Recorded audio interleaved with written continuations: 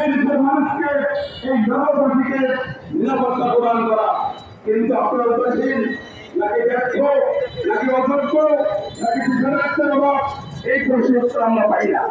এই প্রশ্ন উত্তর আমরা পাই না, নাকি সরষার মধ্যে ভোট, সে প্রশ্ন আমাদের মধ্যে থেকে যায়। আপনারা কি খেলা দেখছেন জনগণ নিয়ে? আপনারা কি খেলা দেখছেন?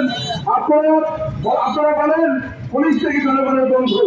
আজ পর্যন্ত সাধারণ জনগণ থানায় যেতে ভয় পায়।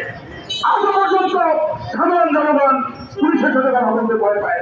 কারণ পুলিশ সাধারণ জনগণের কাছ থেকে ঘুষ আদায়, পয়সা আদায়, সাধারণ জনগণকে হয়রানি করা, এই কাজটি পুলিশ শিক্ষা হত্যা করতে পারে।